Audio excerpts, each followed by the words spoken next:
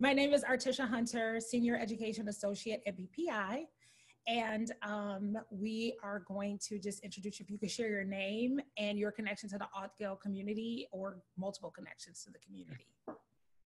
My name is Etia Williams. I am a resident in Ottgale, also a parent. I'm also a member of the Early Childhood Learning Coalition in Ottgale. And I'm also an outreach worker currently for Centers for New Horizons, which is a child care center in Ottgale as well. Well, thank you. I'm so glad that you just agreed to talk to us about COVID-19, the impact it's had from your perspective as a parent living in the Ottgale community. I'm sure and hope that this conversation will just shed some light on just what parents are experiencing universally around this issue and dealing with this pandemic. So we're going to jump right in with questions. So from your perspective as a parent, what has been the most challenging for you and your family as a result of COVID-19? The most challenging experience as a parent is just being able to balance, still being able to work and provide during this time. Also, taking on the additional role of educating my child during this time.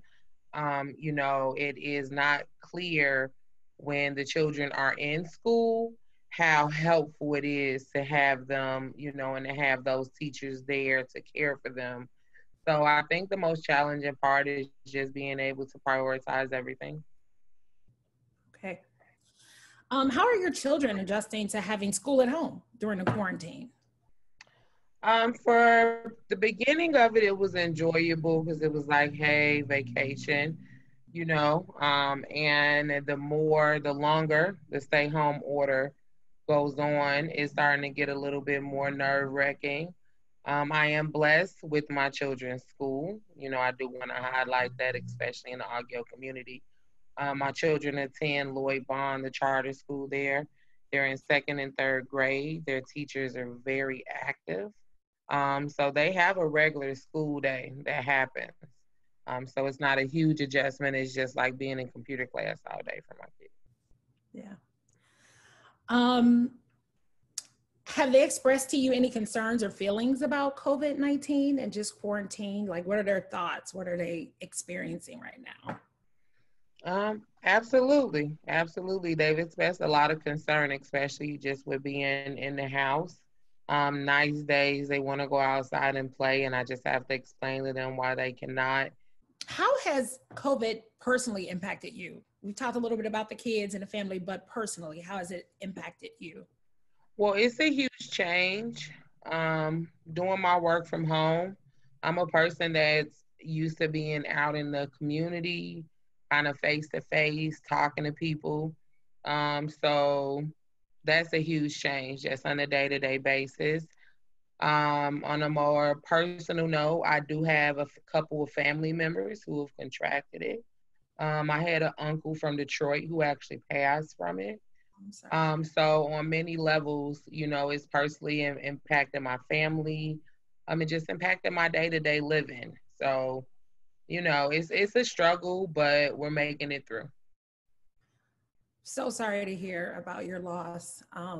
This is, yeah, just really sorry to hear that. I had learned of a high school friend who was in the hospital, is still in the hospital since April 13th, and no one knew, none of the classmates knew, obviously, but it's just affecting so many different lives. And even if it hasn't touched you personally, the degrees of separation is very close. Yeah. So just, I'm sorry to hear that. So you spoke a little bit about the school and your school being helpful. Can you just expound a little bit and talk more about the ways your children's school or your child's school has been helpful during this time? Absolutely. I have daughters, second, third grade at CICS Lloyd Bond. The school not only has provided Chromebooks for them to be able to complete their distance learning, but they also are there to support my kids day in and day out. Both of my daughters, they start school at 8 a.m., like a regular day.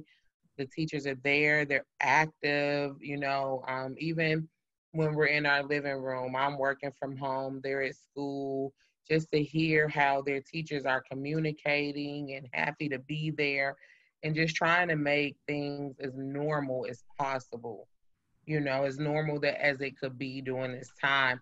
I think the funny thing is the teachers are even encouraging them to get up and move around. Like they do a dance class. So the school has been very helpful, and they did a little thing for the kids called CICS Cribs, where the dean, the principal, they got in, they showed the kids their houses, just trying to give them a little something extra, something more than just reading and math. So that's wonderful.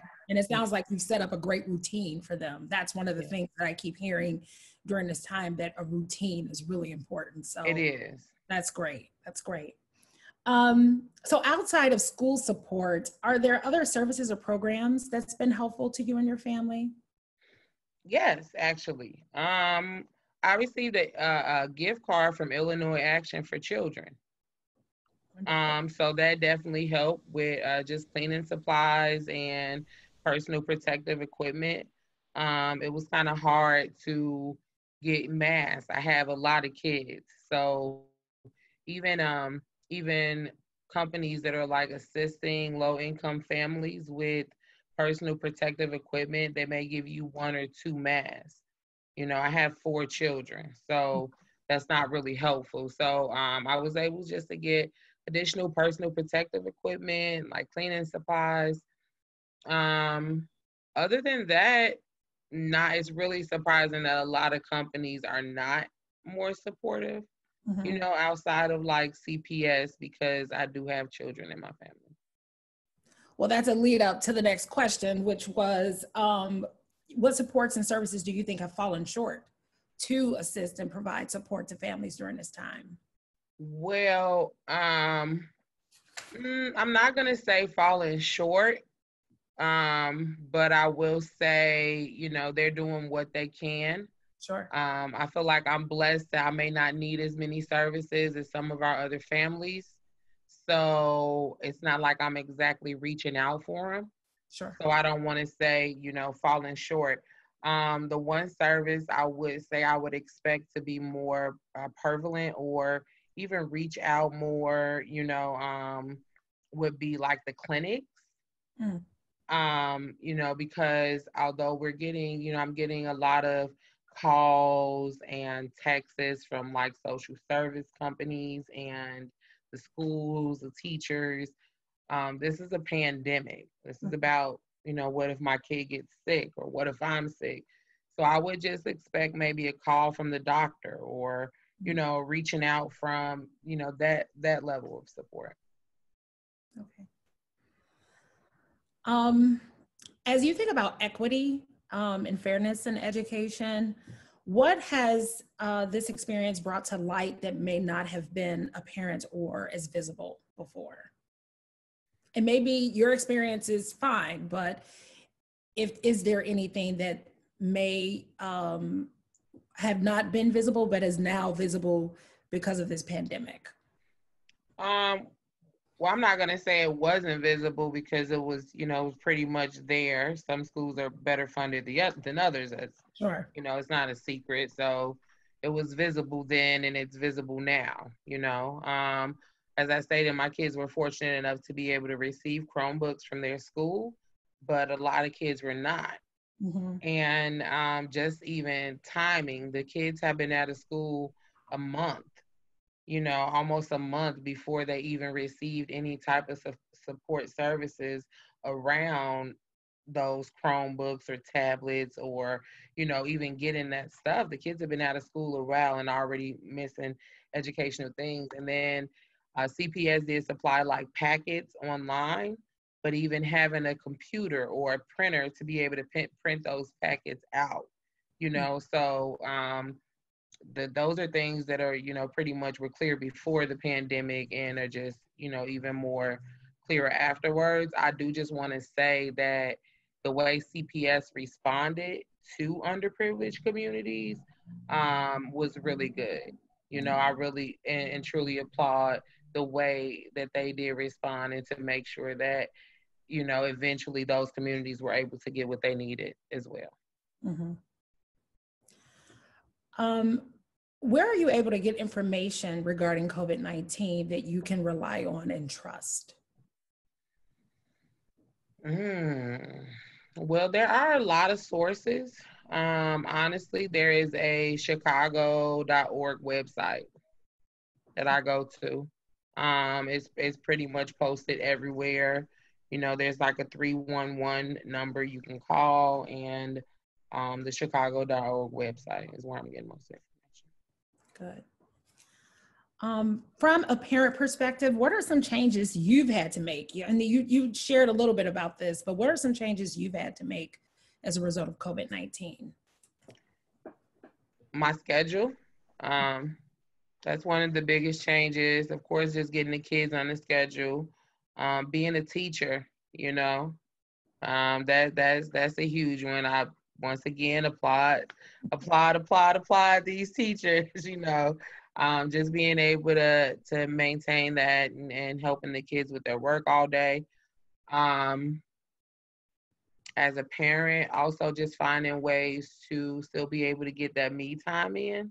Mm-hmm. To be able to, find ways to relax while staying in the house, and still being all together.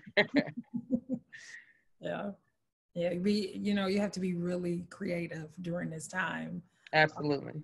Yeah. And that me time, that self-care is very important, especially in light of a pandemic, so finding time to take care of yourself is critical. So, what has encouraged or inspired you during this time? The most encouraging thing is honestly to be blessed. I'm doing social work currently.